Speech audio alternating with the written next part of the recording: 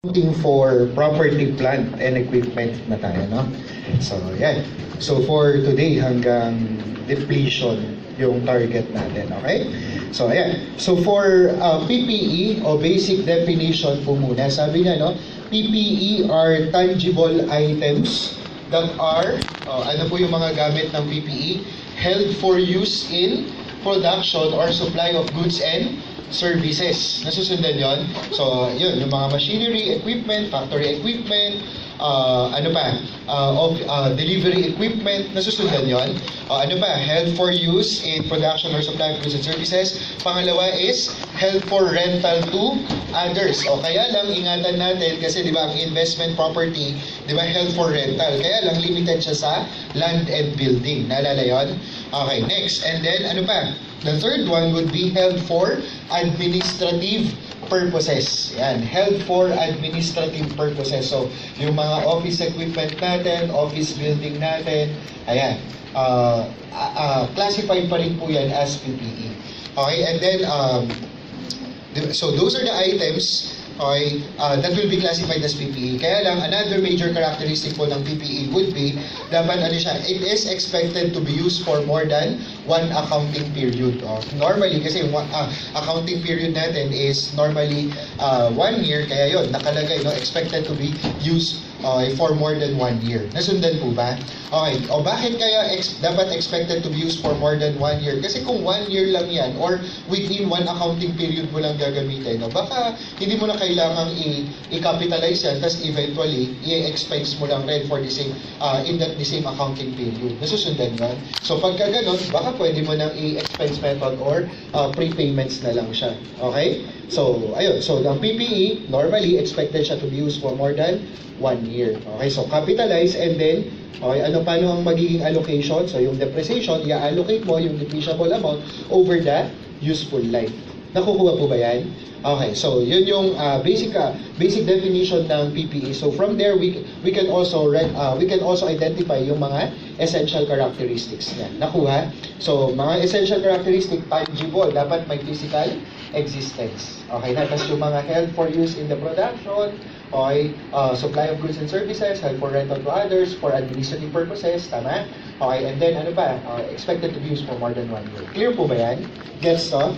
Okay, so recognition principle, yung basic asset recognition principle natin na, ano yun? Probable that future economic benefits will flow to the entity and the cost can be measured reliably. Okay, next, aside from that, syempre, okay, aside from the recognition, measurement naman.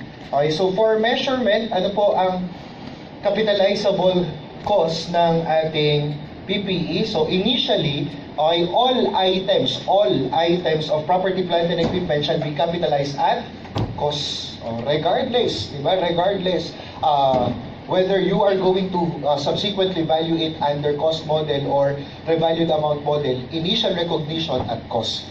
Nakukuha po ba? Naalala mo ba kung ano yung initial, ano yung magiging component ng cost nito? Okay, ito pareho lang siya ng inventories. Okay, kaya lang may pangatlo siya. Sa inventories, yung dalawa lang eh. Ano po yung sa inventories natin na ginagamit rin sa PPE?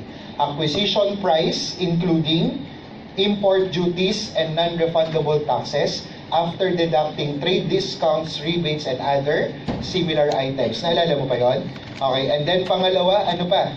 Directly attributable costs in bringing the asset to its intended condition or location. O, di ba? Inaral natin yun sa inventories. So, same cost component. And then, pangatlo, may dinagdag lang, ano po yun? Initial estimate of cost of dismantling. Initial estimate of cost of dismantling of the different cost components. Yung pangatlo po, yet to be incurred yun. Yet to be incurred. Nasusundan po ba yun? Okay, so, ayun na, initial estimate of cost of dismantling. What if, tatanggalin na natin, i-retire natin from operation yung equipment? O, magkano yung cost na may incur mo? Okay? From removing that item of PPE. Nasusundan siya? Okay, take note ha, hindi yung, halimbawa, merong naka-install, tapos tatanggalin mo, okay, hindi yun yung cost of dismantling na tinutukoy niya. What if yung bagong equipment na ini-install natin ngayon, tatanggalin in the future? Kuha mo? Okay, so yun yung ine-estimate mo ngayon. Magkano yung ika-capitalize niya doon? Clear po ba? So, initial estimate of cost of dismantling. So, normally, pagka mga ganito, common bibigay lang as line item. Okay? Pero sa totoong buhay po, parang medyo rare na nagka-capitalize talaga ng initial estimate of cost of dismantling. Kasi nga, normally minimal, tapos i-predict mo pa siya, i-estimate mo pa. Kaya ang ginagawa, hindi na lang nagka-capitalize. Tapos, kapag na-incur in the future, yung cost of removing the old asset, yung common na nakikita mo, ano lang ang nagiging treatment na lang? Magiging loss on retirement na lang siya nung old equipment or the equipment being replaced. Nasusundan mo siya? So, kapag ka may cost of removing the old asset, okay, normally, okay, unless nasabihin na settlement yun nung initial cost of dismantling na in-estimate nung in-install, okay, i-treat mo lang siya as expense. Clear po ba? Pero pag binanggit na, may sinet up na initial estimate, huwag mo siyang i-treat na expense. Anong treatment mo? Debit layab, credit, cash. So, reduction siya dun sa obligation na nakaset up. Nasusundan mo siya? Pero generally ine-expense lang yun. Okay po? Kaya yun? Yes. Okay, so yun yung mga cost components ng ating PPE. Okay po? Tapos later, pag-usapan natin in details, ano yung mga capitalizable cost ng land, ng building, ng equipment. Diba? Dun sa next handout natin. Okay? For subsequent measurement, sa subsequent measurement po, sabi natin, the entity shall choose either the cost model or the revalued amount model. Yan. Cost model or revalued amount model. So, may option siya to choose. Diba? Kaya lang, unlike investment property, kung naalala mo pa, ano yung kay investment property? Cost model or fair value model. Tapos kung ano yung napili niya, ia-apply niya sa lahat ng investment property. Dito sa PPE, hindi sa lahat ng PPE items. Ano siya? Entire class lang. Okay, so when you say class, halimbawa, lahat ng lupa, lahat ng building. So, halimbawa, si entity, nag-decide siya, ang gusto niya sa mga lupa, naka-revalued amount model. So, pagka ganon, dapat lahat ng lupa niya, naka-revalued amount. Hindi pwedeng yung isang lupa cost, yung isa revalued amount. I-apply mo yung selected policy, okay, to the entire class. Nakukuha? Yung building niya, gusto niya naka-cost model, pwede po ba? Answer po would be yes, kasi another class na naman yon. So, nasundan yon. So, unlike investment property, the entity can adopt both of this method. Kaya lang, yung application per class basis. Kaya?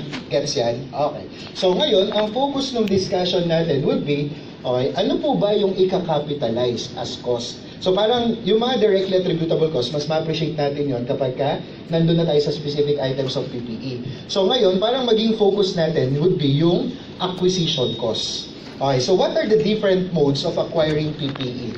So sabi niya, pwede kang mag-acquire ng PPE on cash basis. Pag cash basis, madali ito. Diba? Pag cash basis, kung magkano ang binayaran, yun na po yung capitalizable acquisition cost ng PPE mo. So, entry, debit PPE, credit cash. Diba? Another, pwede rin naman na on account. So, pagka on account, normally AP lang yung makre-create niyan.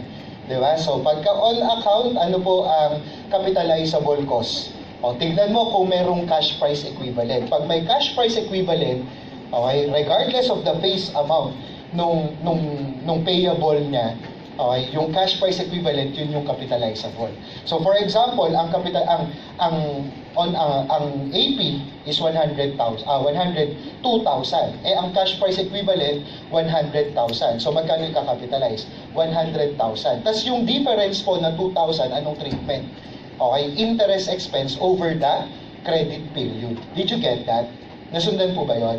Okay, so difference between capitalizable cost and yung total payments to be made will be treated as interest expense over the credit period. Kuha?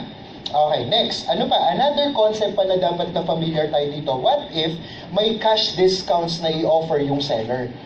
If ever may cash discounts, anong concept? Regardless whether the discount will be taken or not, anong treatment? It should not be part of the capitalizable cost. So, lagi tanggalin mo lang yon. Nakukuha? So, Kung 100,000, nag-offer ng 1,000 discount, ma-avail man yun o hindi, sigurado dapat ang capitalizable cost 99,000. Nasundan? Nakuha? Okay, so regardless whether the discount will be taken or not, dapat net of discount ang capitalizable PPE mo. Is that clear? Okay, next, another mode of acquiring PPE would be on installment basis. O, pagka-installment, ayun, ang difference nung on account, yung intention, ano, parang ito short term lang. Tapos yung installment, medyo long term, o kaya staggered yung payment na gagawin, right? Okay, so pagka on installment basis, ano ang capitalizable cost? Palagi, anong titignan? Pagka deferred payments, cash price equivalent. Pag may cash price equivalent or yung fair value, yung asset received, yun yung magiging valuation mo. Is that clear? Okay, tapos any difference ulit between total payments and yung fair value ng asset received, okay, interest expense ulit. Kuha? O next, paano kung walang cash price equivalent or walang fair value yung asset received? Anong gagawin? Present value. Okay, present value of cash flows. Kaya may cash flows to eh. So malamang bibigyan ka ng rate dyan. So tignan mo. Kaya? O kaya, so lagay natin, fair value of asset received, best indicator, cash price equivalent. Okay, pagka wala, present value of cash flows ka dyan. Nasundan po ba? Another mode of acquiring PPE would be through issuance of share capital. O pagka nag-issue ka ng share capital, ano po ang basis ng capitalization? So ito, by order of priority yan. Diba? So ano po yan? Sabi niya, fair value of asset received. Yan. Fair value of asset received. O pag walang fair value yung asset received, fair value of share capital issued. O, pagka walang fair values na available, that's the time na gamitin mo yung par value of share capital issued. Yan. Par value of share capital issued. O, take note, dapat gamitin na salita, fair value of asset received, fair value of share capital issued, bago sila maging priority talaga. Nasusundan, yun yung nagiging practice, best indicator ng fair value ng asset received, cash price equivalent. Okay, tas other basis, yung mga appraised value, gano'n. Pero, appraised value, for example, is not necessarily the fair value. Nasusundan mo yon? So, tignan mo kung ano yung gagamitin niyang basis ng fair value. Halimbawa, ito po, ang fair value of share capital issued, ang best indicator niyan, quotation price in an active market. Pagka may quoted price yan, yun yung best indicator ng fair value. So, kunyari, binigyan ka dito sa fair value of asset received, kunyari, ang ginamit is appraised value. Dito naman, ang binigay sa'yo, quoted price. Anong mas determinable? Yung quoted price. So, siya yung siya yung best na basis ng fair value. Best na basis ng valuation mo. Pero kung ang binigay, fair value of asset received, fair value of share capital issued, doon ka na sa fair value of asset received. Kasi yun yung nakasanayan na priority dyan. Nakuha po ba? Nagets mo yon? Okay, so take note appraised value, current cost, not necessarily the fair value. Okay? Kaya yon? Okay, next, pang ilang mode na? Pang 5, issuance of bonds. Paano pagka-issuance of bonds? Issuance of bonds, anong order of priority? Fair value of bonds issued. Yan. Fair value of bonds issued. Normally, meron to di ba? Ang fair value of bonds issued, so daming S niyan, di ba? So, fair value of bonds issued. Okay, so anong fair value? Quoted price. Pagka wala, present value of cash flows. Diba? Next, pagka walang fair value of bonds issued, anong pwede maging sunod na basis? Fair value of asset received. Asset received. Tapos, theoretically, pangatlo, kung walang fair values, face amount. Face amount of bonds issued. Kaya lang, pag bonds kasi, kung wala man niyang quoted price, baka kayang i-identify yung present value niya. Diba? So, kaya medyo theoretical na tong number 3. Pero yan yung nakasanayan na priority dyan. Okay po? Okay, next. Another mode of acquiring items of PPE would be through exchange transactions. Pagka exchange transactions, ano ang primary test mo muna? Titignan mo kung nagbago ba yung configuration of cash flows. Yung dating, yung cash flows, di ba? Nung nagkapalitan ng asset.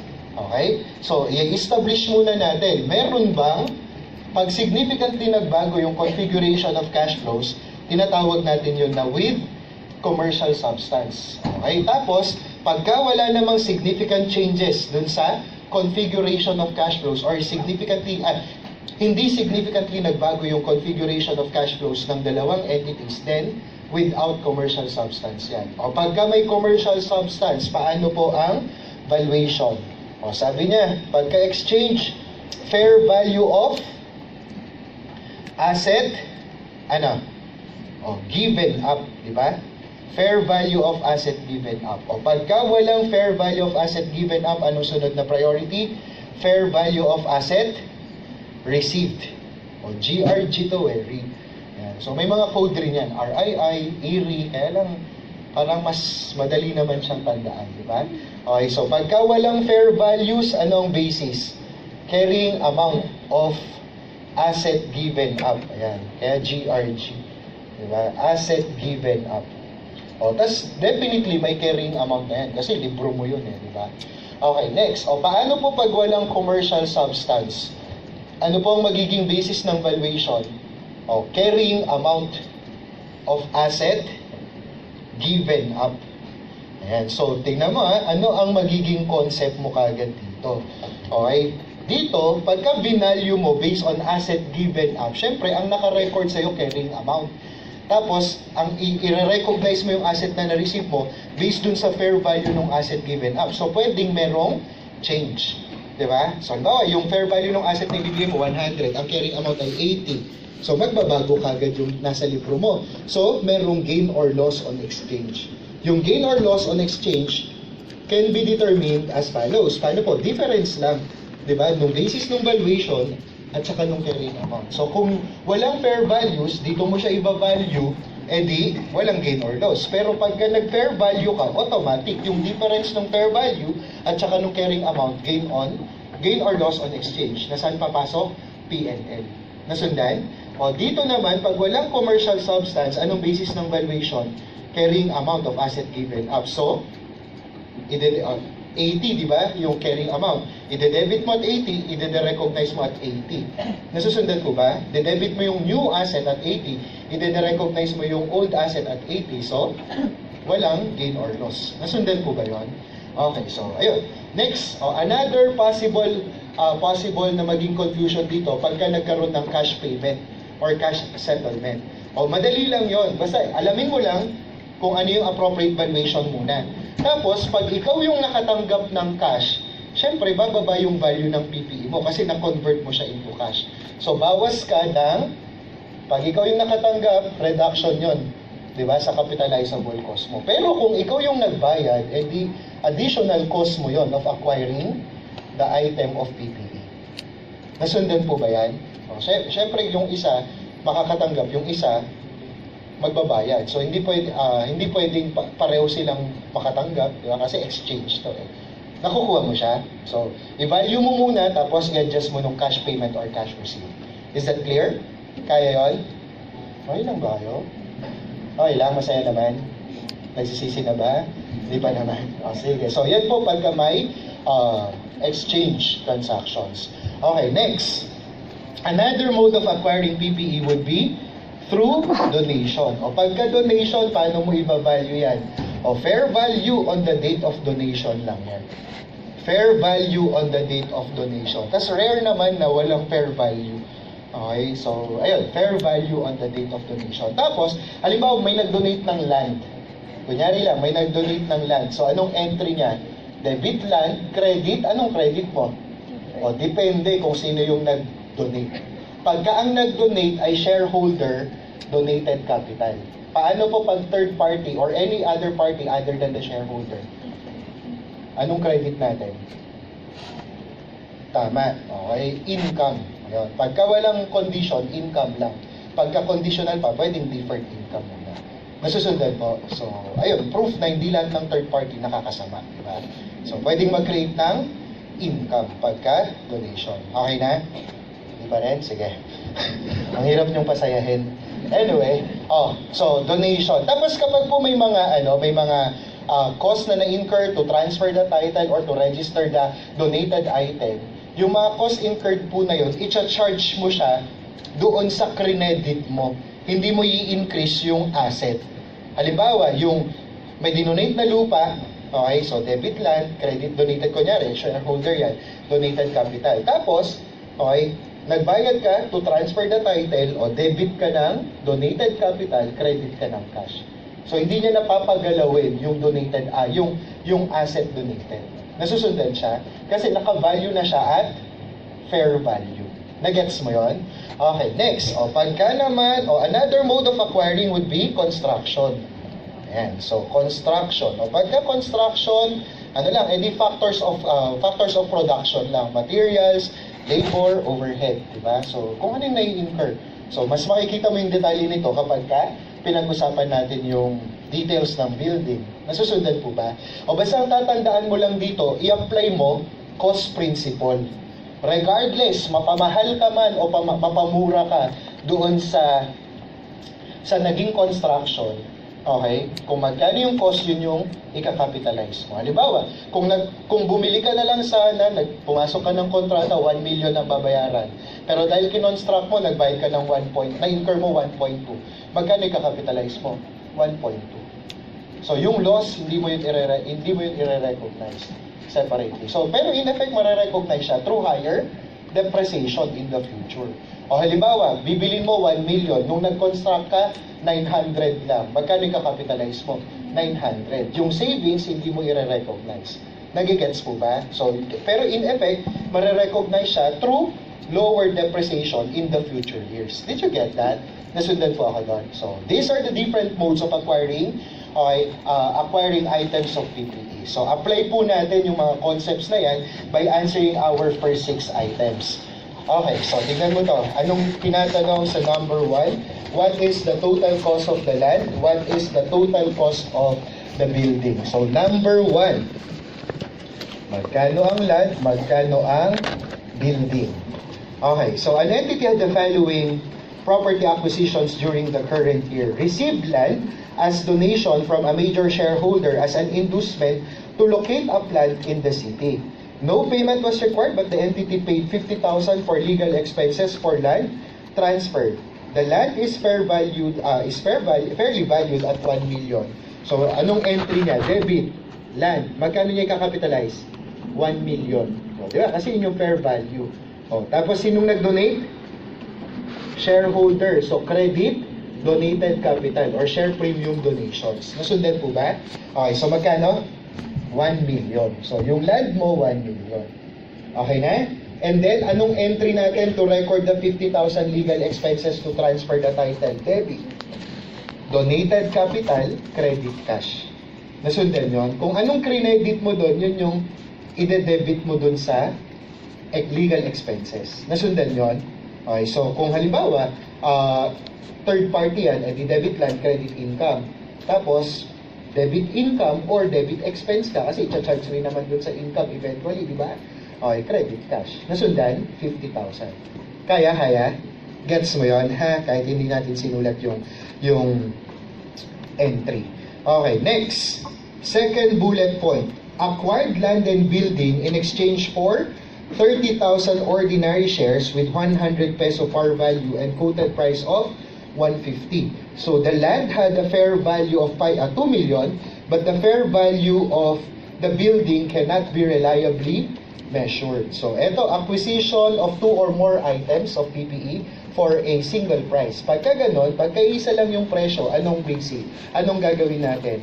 I-allocate mo yan between the items acquired based on their relative fair market value. Nasundan po ba? Pagka wala, di tignan mo. Kung yung isa lang may fair value, excess dun sa isa. Nasusundan yon.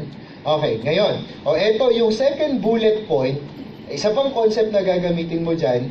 Paano niya in-acquire yung PPE? Through issuance of share capital. Anong priority? Fair value of asset received. Ano yung natanggap niya? Land and building.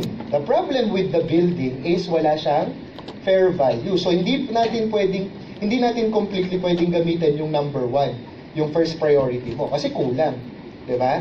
Oh, yung number 2, meron po bang fair value yung share capital issued? Meron?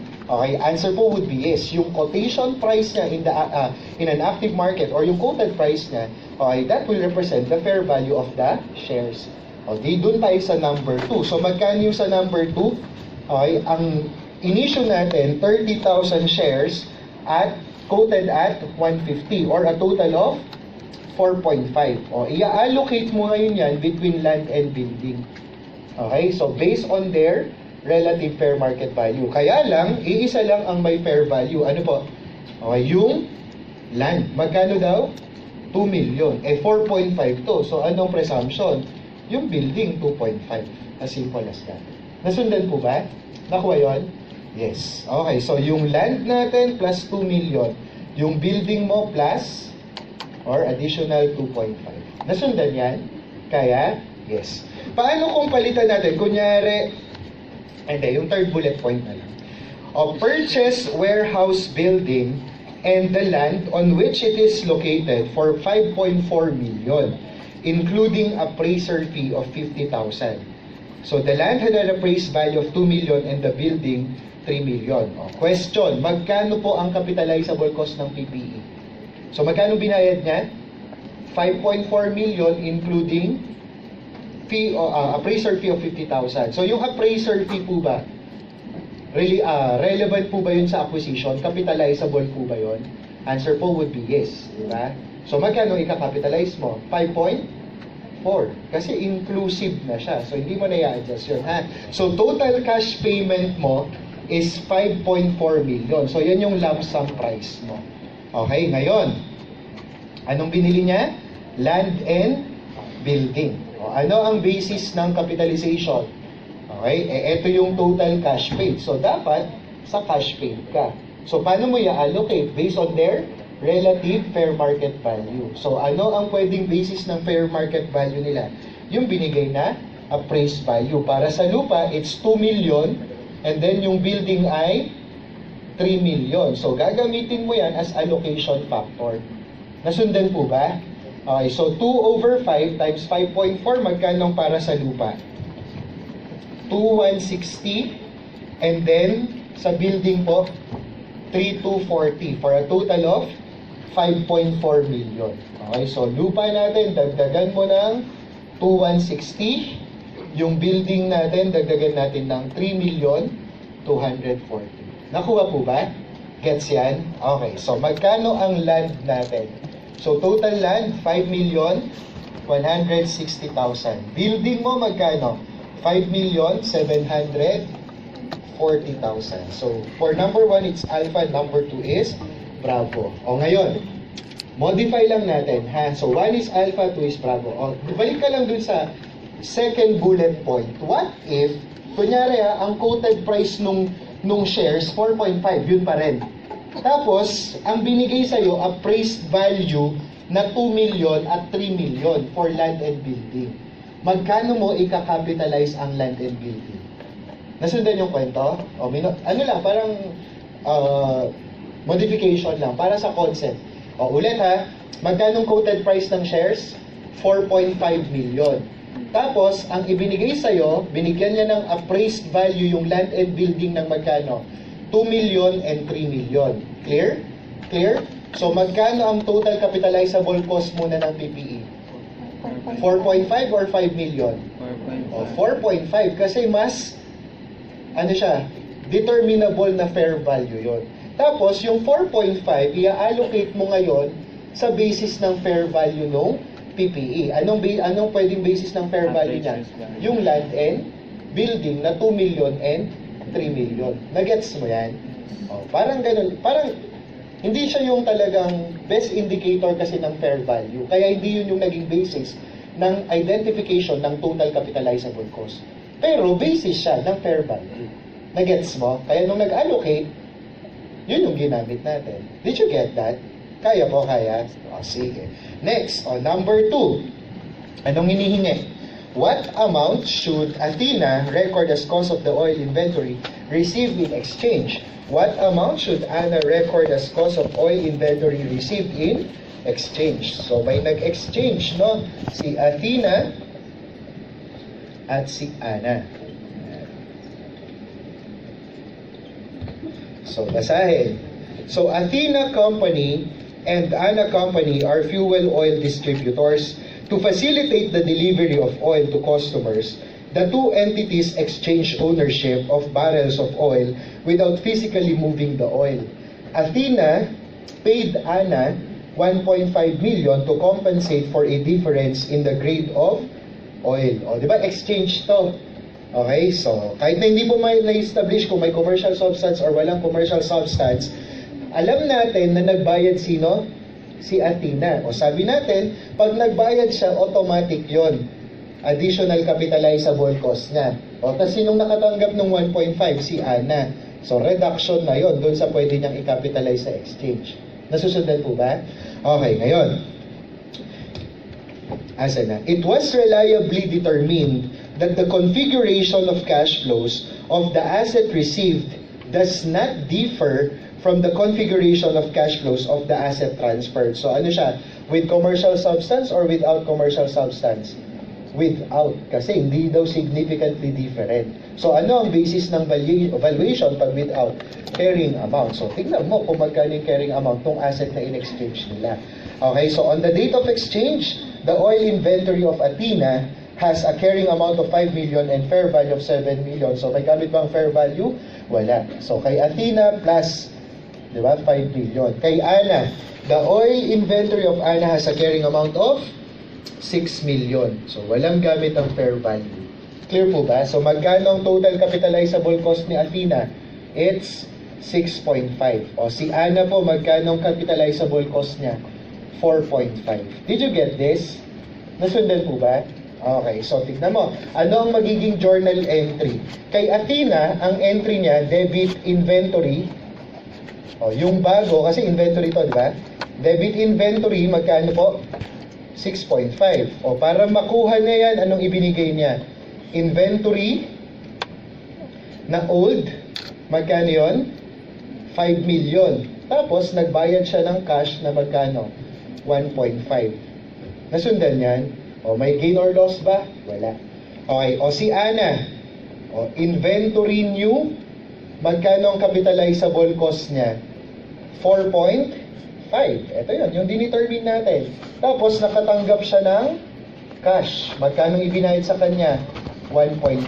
Anong nawala sa kanya? Yung luma niyang inventory. Na magkano ang carrying amount? 6 million.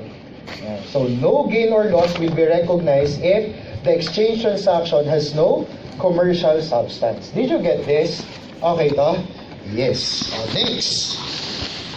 Problem number 3.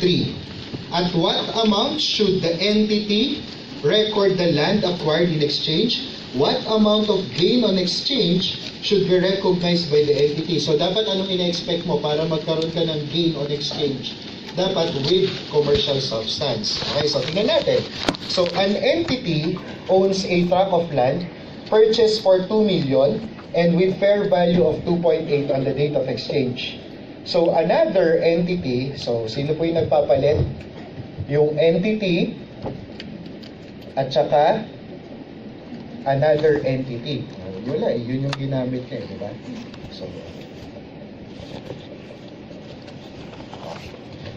So, also owns a tract of land acquired for 3.6 and with fair value of 3.8 on the date of exchange. On the date of exchange, the entity exchanged its land and paid 1 million for the land owned by the other entity. So, sinong nagbayad? Sinong nagbayad? Si entity o si another entity? Entity. Si entity. So, siya yung nagbayad, o add ka na kagad dito. O, tas eto, dahil siya nakatanggap, reduction na yon. Nasundan po ba? So, establish natin kung may commercial substance. Okay? The configuration of cash flows from the land acquired is expected to be significantly different. Okay? So, may commercial substance? Answer po would be yes. Nasundan? So, anong basis ng valuation? Fair value. Fair value of asset Given up. given up. Available po ba? Yes. Diba? So, magkano yung asset given up ni entity? 2.8. O, magkano yung fair value ng asset given up ni another entity? 3.8. Ayan. So, magkano ang capitalizable ni entity? 3.8. Magkano ang capitalizable ni another entity? 2.8. Nasundan mo to? Okay, so, ayun. So, anong entry ni entity? Okay, so, entry ni entity, land to, no? So, yung bagong land, magkano ang capitalizable cost? Sabi natin? 3.8. Para makuha niya yan, anong ibinigay niya? Yung luma niyang lupa. Siyempre, yung lumang lupa, naka-fair value ba yun? Naka-carrying amount? Naka-carrying amount. Magkano carrying amount niya? 2 million. Aside from that, nagbigay siya ng cash. Magkano? 1 million. And then, the gain on exchange. Diba? So, basta tumaas yung fair value diba? So, gain on exchange, magkano? 800. Kung gusto mo ng balancing figure. Diba? Okay. Or, pero ang madaling basis, magkano yung fair value ng asset given up mo? 2.8. Magkano yung carrying amount? 2 million. So, kumita siya ng, or may gain on exchange na 800,000. Is that clear? Okay. So, nakuha po ba? Nakuha? Yes. Okay. So, ayun. Focus na lang tayo kay entity. Ano? So, at what amount should the entity record the land acquired in exchange? Sagot, 3.8. Ito yun, no? Diba? And then, what amount of gain on exchange? Ang sagot, 800,000. Okay. So, kung calculation lang, 2.8 minus 2 million. Kuha? Okay ba? Yes. Next. Number 4. Ano pong hinihingi sa number 4? What is the total cost of machinery acquired? What amount of interest expense should be reported for the current year as a result of machinery acquisition? Okay, so alamin natin. So magkano ang capitalizable, di ba, ng machinery? Tas aside from that, sige, hinihingi sa atin interest expense.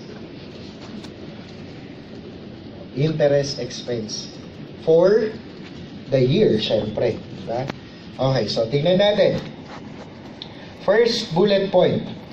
Acquired a machine with an invoice price of 3 million subject to cash discount of 10% which was not taken. So, would it matter? Answer po would be no. Di ba? Lagi, hindi yan part ng capitalizable. So, magkano lang capitalizable? 3 million times 90%. Di ba? Bawas mo yung 10%. So, 2.7. O, tingnan natin kung may madadagdag pa. The entity incurred costs of 50,000 in removing the old machine prior to the installation of the new one. So, yung 50,000, capitalizable ba yon sa bagong machine? Anong sabi natin? Hindi. Di ba? Ano siya? Cost siya nung removing ng old asset. So, loss yon nung retirement nung removing the old asset. Did you get that? So, expense yan. Right? Next. Ano pa? Machine supplies were acquired at a cost of 150. Part ba yan ng machinery? Hindi. Para sa machinery siya. Pero, hindi siya part ng machine itself. Ano to? Pwedeng supplies, di ba? Or prepayments, right? Pero hindi siya i-capitalize as machine. So, magkano lang kinapitalize natin sa machinery? 2.7. Nasundan yon? Okay, so magkano po ang interest expense? Answer? Answer? Interest expense. Meron ba? Wala. Di ba? So, wala yon. So, malamang short term tas non-interest bearing lang. Nakuha? Kuha ko yun? Yes. Kasi, yun na yung babayaran niya 2.7 or 3 million kung within the discount period. Tapos kung hindi niya man ma-avail yung discount, other expense. Diba? Nasundan? Next. Second bullet point.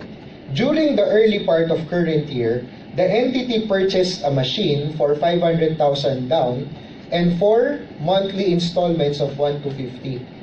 Okay, so the cash price of the machine was 4.7. Okay, so ano to? Installment basis tapos 4 na buwan. So magkano yung babayaran niya? Ang down payment 500. Tapos magbabayad siya ng ilang beses na 1 to 50? 4 times. So 1 to 50 times 4, that would be 5.5. So total payments to be, 5 million. Total payments to be made would be 5.5. Nasundan po ba? Okay, so 1 to 50 times 4, so that would be 5 million. Okay, so ngayon, magkano ang capitalizable cost? Magkano capitalizable cost mo? 4.7. Okay, 4.7. So, paano po? O, saan manggagaling yung 4.7? Siyempre, 500 na cash, kasi cash yun eh. Tapos ano magiging presumption? O, yung 4.2, yun lang yung principal talaga nung notes niya. Nasusundan po? Okay, so magkano ang interest expense all throughout the credit period? Okay, so 5 million minus 4.2. Nasusundan yon? So, 800,000. Question, na-incur na ba lahat yung 800,000 during the year? Yes or no? Answer? Yes. Di ba? 4 na buwan lang to. Tapos kailan daw in-acquire? During the early part of the year. So, tapos na yung 4 na buwan. Yung 800, yun yung expense niya for the 4-month period. Nagets po? Nakuha? O, dahil lumipas na yon, edi na-incur lahat yung 800. Kuha? Kuha? Yes. Okay, next. Third bullet point. At the beginning of current year, the entity purchased a machine for 2 million pesos in exchange for a non-interest-bearing note requiring 4 payments of 500,000. So, magkano ang total payments to be made? 2 million. Ngayon, magkano ang capitalizable? So, sabi niya, the first payment was made at the end of the current year. So, kung magko-compute ka ng present value, di ba pagka-installment, anong basis? Fair value of asset received. Pag walang fair value of asset received, anong sunod? Present value of cash flows, right? Okay, so, kung magko-compute ka man ng present value, hindi pa natin alam kung may fair value o wala. Anong gagamitin mong present value factor? Present value of ordinary annuity or annuity due? Ordinary, kasi at the end, di ba? Nasusundan na? Okay. So, the implicit rate of interest for this note at date of issuance was 10%. The present value of an ordinary annuity of 1 at 10% is 3.17 for 4 periods. So, ordinary ka na, di ba? Present value of an annuity of 1 in advance at 10% is 3.49 for 4 periods. So, walang gamit kasi annuity due. So, walang fair value ang asset received. Anong basis ng valuation natin? Anong basis? Present value of cash flows. So, magkano po ang present value of cash flows? 500,000 multiplied by, anong present value factor? 3.17. Okay na? So, magkano ang principal lang talaga? 1,585,000. Nasusundan yon? Okay, so 1,585. So, pag tinanong ka, magkanong total interest expense na may incur niya from this acquisition? 2 million minus 1,585. Nakukuha? Kaya lang, pang-4 na taon yon. Kasi, di ba, 4 years yan? Nasusundan yon? Eh, ang hinihingi lang sa atin for the current year. So, magkano yung, paano mag-compute ng interest? Principal multiplied by EIR. Okay, so anong EIR niya? 10%. So, magkano na-incur niya for this year? 158. Wag mo na ikakalko yan. Okay lang to. Yan. So, 158,500. Nasundan yon? O, next year, magkano may incur niya? Siyempre, madadagdag lang to kasi non-interest bearing, di ba? Parang mangyari, 1,585 times 1.1 minus 500. So, yun yung outstanding utang. O, tas times 10%, yun uli yung interest expense mo for the next year. Nasusundan yun? Parang normal na amortization lang. Clear? Clear ba? Yes. Next po. Ang tahimik nyo ngayon. Okay lang kayo. First handout pa lang. Sige. Fourth bullet point. At the beginning of current year, the entity acquired a machine by issuing a 4-year non-interest-bearing note for 2 million. The entity has an implicit 10% interest for this type of note or one-time payment. So, anong titignan mo muna? Huwag kang masanay na present value of cash flows, ha? Tignan mo muna kung may fair value yung asset received. O kaya lang wala no? So, kaya gagamit ng present value of cash flows. So, magkano total payments? 2 million. O, tas ano ang basis ng valuation? So, 2 million multiplied by 0.68. So, magkano capitalizable cost? 1,360,000. So, magkano total interest expense all throughout the credit period? All throughout the credit period, yung difference nito.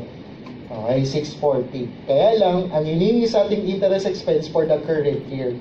So, magkano principal at the start of year 1? 1,360. Kasi at the beginning of the current year rin ito, di ba? So, 1,360 times 10%. So, that would be 136. Gets mo ba? Okay. So, magkano total capitalizable na machinery? Magkano interest? So, 2.7 plus 4.7 plus 1,585 plus 1,360. Nasundan? Okay. So, magkano po yun? 10,345,000. So, 10,345,000. O, yung total interest expense naman, 800 plus 158,500 plus 136. So, that will give you 1,094,500. Nasundan? Kaya? Okay. Next. O, problem number 5. Problem number 5. So, what is the total cost of the office equipment? So, an entity fabricated equipment for office use during the current year. The following data were taken from the accounting records. So, ayun. So, ano, di ba, production to. So, factors of production, materials, labor, OH. So, magkano materials ng office equipment? 600,000. Direct labor niya, 500,000. So, tingnan natin yung kwento ng overhead. Factory overhead amounted to 1.2 million. Normal production of finished good is 50,000 units. Due to the fabrication of the office equipment, finished goods produced totaled 40,000 units only in the current year. So, dahil daw dun sa production ng office equipment, yung dating 50, 40 lang yung na-produce. So, the office equipment is to be charged with the overhead which would have been appropriated to the 10,000 units which were not produced. Actually, kahit hindi niya sabihin yun yung magiging presumption niyo. Nakukuha po. So, yung 1.2, ang magiging share niya sa OH, di ba, yung 1.2 good for 50,000 units. O, tas nawala yung 10,000 eh. Di ba? Dahil dun sa construction ng or sa fabrication ng office equipment. Nasundan po ba? Okay, so, ayun, magkano ang allocated OH ni equipment? Magkano to? 240,000. Nasundan yan? Okay, so magkano po ang total cost ng equipment? So, total cost of the equipment would be 1,340,000. Nasundan? Tandaan, kahit hindi sabihin na i-allocate yung 10,000 sa kanya, yun yung dahilan di ba? Kaya hindi nakapag-produce ng normal na 50,000. Nasundan po yun? Kaya to, kaya? Yes? Sige. Next, yung problem 6 to 8, ano naman po to? Accounting for government grants. Ayan. So, what if may ibigay na asset, di ba, yung ating gobyerno? Ayan. So, yung government dito, whether local, national, or international yan, or other governments, okay, other countries' government, okay, magiging ano yun, government grant. Nasusundan po ba? Okay, so, may dalawang klase ng government grant. Ano yun? Tama? Okay, grant related to assets at saka grant related to income. So, ang residual po, yung related to income. Okay, so, yung grants related to asset, okay, ano ang condition? Ang condition attached po is what? The entity will be required to acquire, purchase, or construct an asset. Kaya siya tinawag na grants related to asset. Kapag ka walang asset na kailangan i-acquire, i-construct, i-purchase, automatic, grants related to income lang siya. Nasundan po ba yon? Okay, ngayon, kahit na anong grant pa yan, basta walang attached condition, walang problema.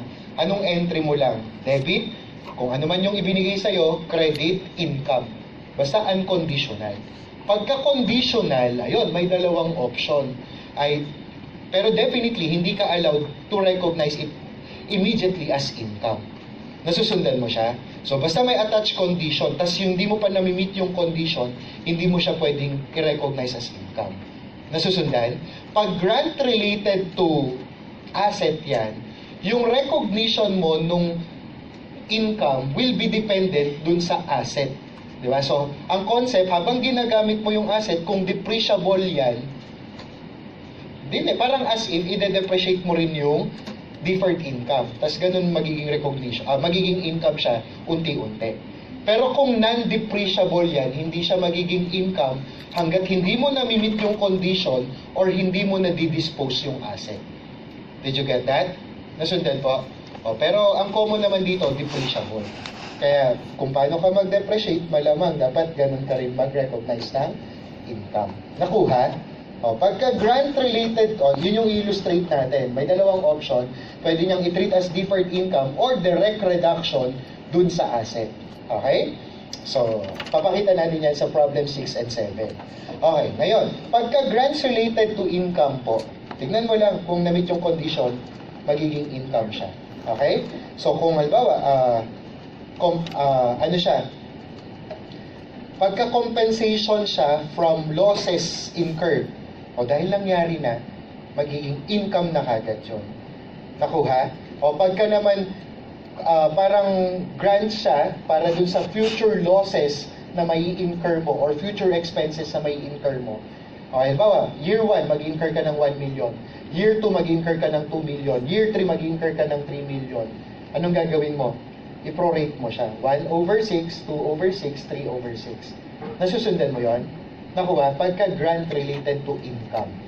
Kaya mas madali yun. Okay? Sige, paano po pag grants related to asset? Okay, eto, problem number 6 na treat niya as deferred income. Anong element ang deferred income? Liability. Okay, so tingnan mo. An entity purchased, anong hinihingi? What is the loss on repayment of grant in 2021?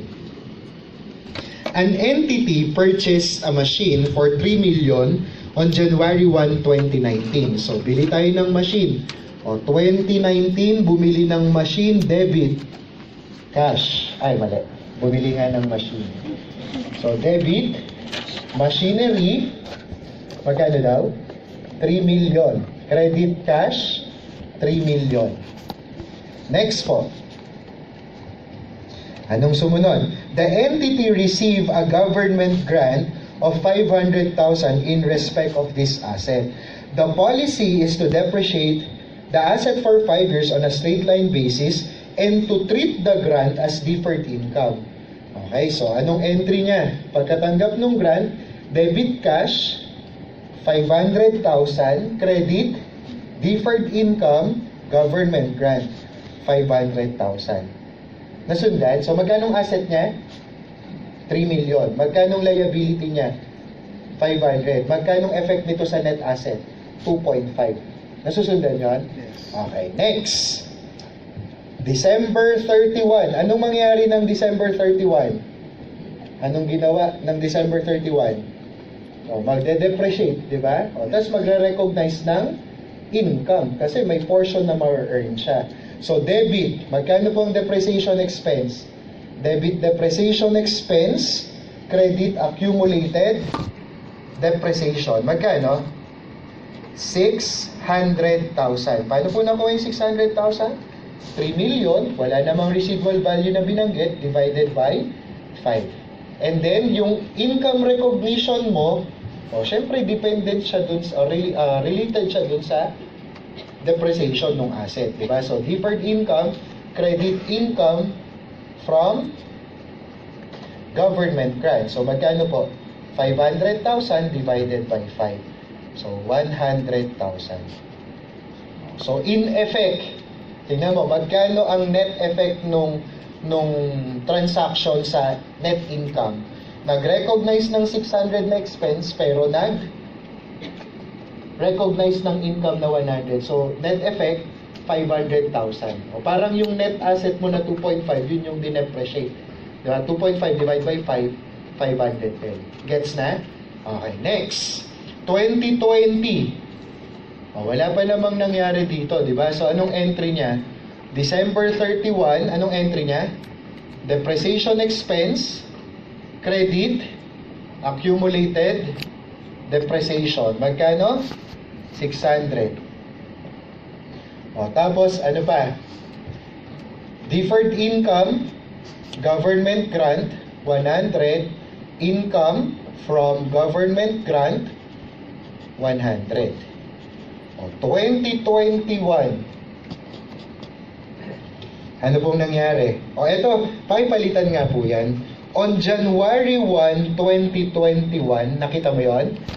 On January 1, 2021, the grant became fully repayable because of non-compliance with conditions. So, pinabalik, di ba? So, nagbayad tayo ng cash. Magkanong ibinayad? 500,000. So, saan niya i-charge yan ngayon? O, syempre, mawawalan ka na ng deferred income, di ba? O, magkano pa yung balanse ng deferred income mo? 300. O, tapos, yung balancing figure mo, yan na yung loss on repayment. Actually, yan lang yung ni-recognize mo na income na hindi mo talaga kinita.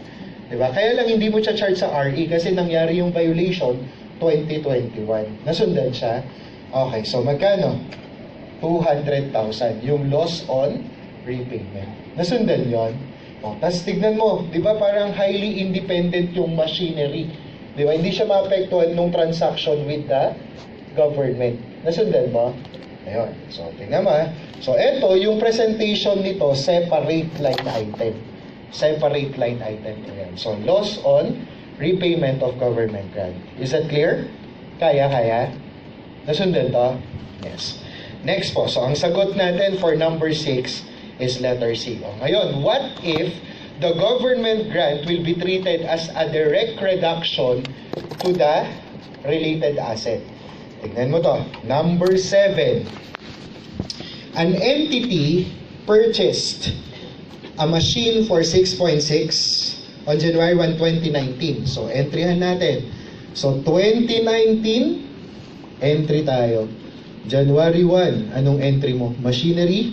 Magkano niya po binili? 6.6. Credit, cash. 6.6. Next. O, tapos, anong nangyari? And receive a government grant of 600,000 towards the capital cost. The policy is to treat the grant as a reduction in the cost of the asset. So, debit cash. Magkano natanggap niya? 600. Tapos, direct reduction daw dun sa asset. So, machinery. Magkano? 600. So, in effect, magkano net asset niya na lang? 6 million. O, di ba pareho lang rin naman sila ng effect sa net asset, whether i-deferred income mo yan or i-direct reduction mo sa asset. Nagets po ba? Nakukuha? Okay, next.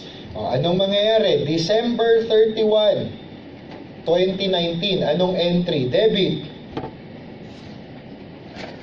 Depreciation expense. Credit. Accumulated depreciation. Magkano po ang depreciation expense niya? 6 million. Di ba yan lang yung asset niya? Meron po bang residual value?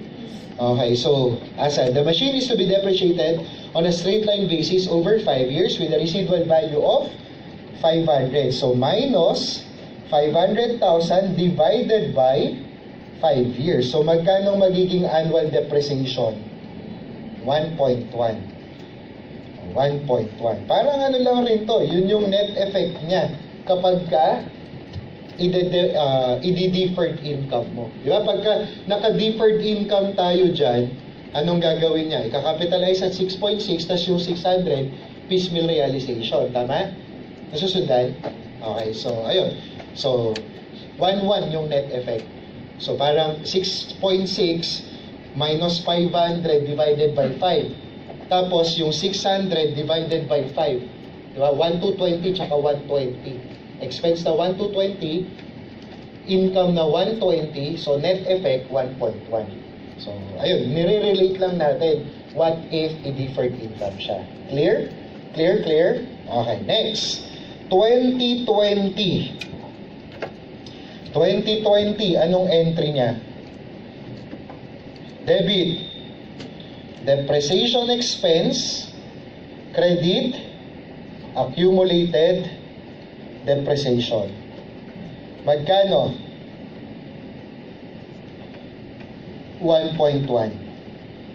So, yun. I-depreciate lang naman. O, 2021. O, 2021 po.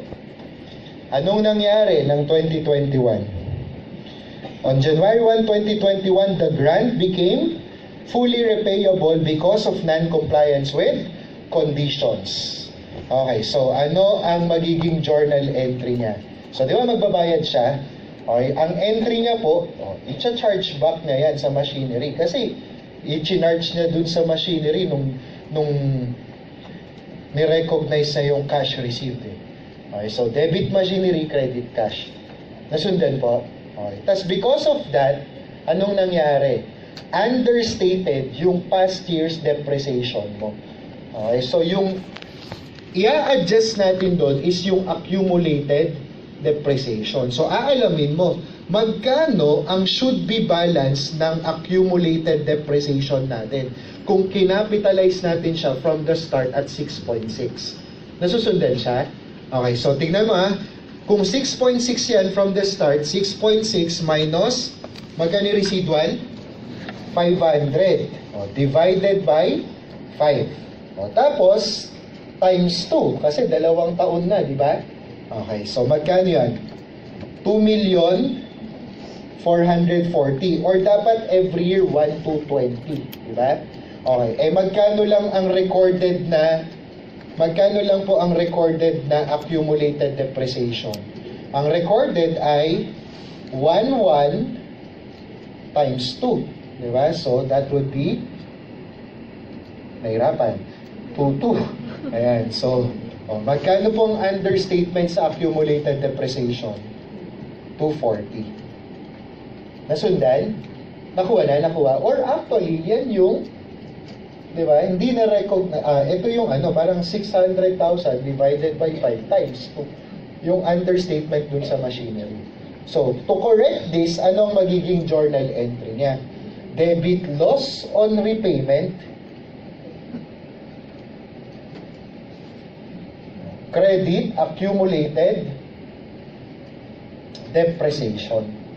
Yan. So, 240,000. Nasundan yan? Para tumama yung accumulated depreciation. Tapos tandaan, hindi mo i-adjust yung depreciation expense mo in the past. Kasi nga, dito nangyari yung violation. Nasundan? Okay. Tapos ito, paano ang presentation nito? Di ba kanina, siya, separate line item. Ito, i-recognize mo siya as additional. Paano ang additional na? Basta additional depreciation. Ayan. So, additional depreciation yan for 2021. Okay? Ano ang entry niya ng December 31? December 31, 2021, debit, depreciation expense, credit, accumulated depreciation. Ayan. So, magkano na? Naka-base na dun sa 6.6. 6.6 minus 5 divided by 5. Nasundan po ba? 6.6 minus 500,000 divided by 5 years. Okay? So, magkano yon per year? 1 to 20. Babalik ka as if walang grant, di ba? Na ibinigay from the start. Nasundan mo? So, eto na yung entry mo rin ng 2022, 2023, at saka 2022 and 2023 na lang. Kasi 2 years na lang. Nasundan po? Okay. So, tingnan natin yung mga requirements. What is the depreciation for 2021? Diba? Dito na yon. So, magkano?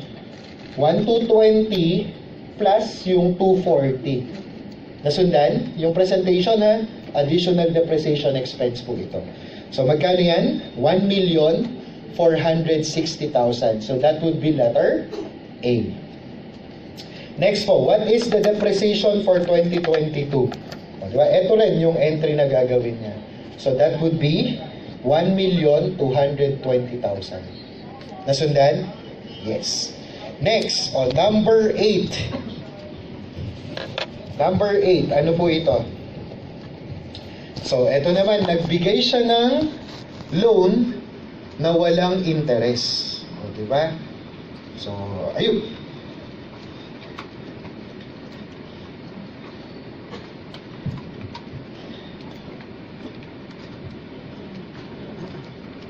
So, nagbigay ng loan na walang interest. On January 1, 2019, an entity received from the government a 5 million 3-year zero interest loan evidenced by a promissory note. So, zero interest loan.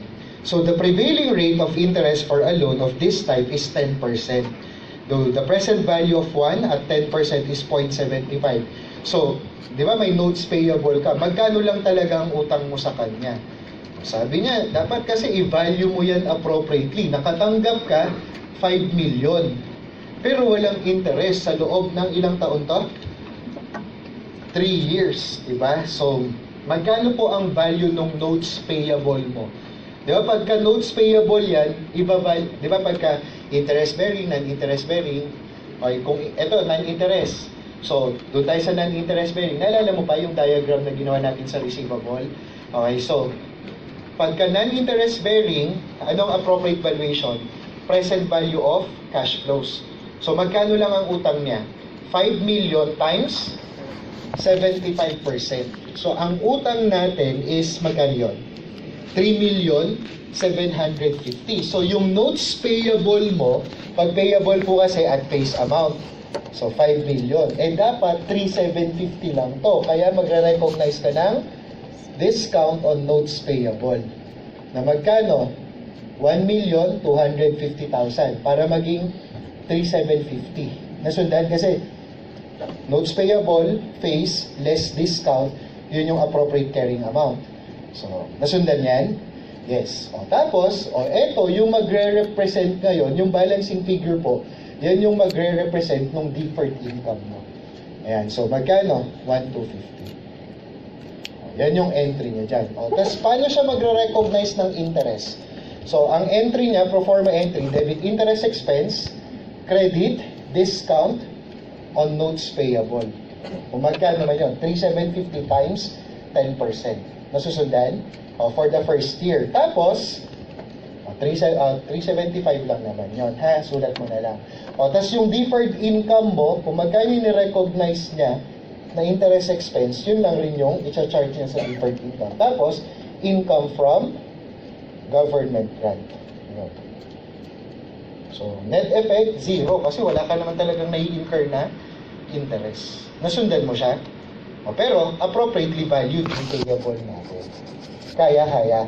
Nasundan yan? Okay. So, kaya tignan mo, anong mga, in summary, anong appropriate valuation ng mga natatanggap natin from the government? Pag cash yan, kung magkano yung face. Pag non-cash asset yan, ano po? Fair value. Di ba? Yung parang sa land natin kanina. Basta, parang donation. Pagka liability, pagka forgiveness of debt, carrying amount ng liability mo. Debit carrying amount of liability extinguished, or kung anong liab yun, credit deferred income, government grant, kung may condition. Diba? Tapos kung discounted yung interest, ayun, i-value mo lang ng tama. Tapos balancing figure yung deferred income. Nasundan po ba? Nakukuha? Yes. So, anong sagot natin sa number 8? Letter o D, delta. Lahat lang yun, right? Next.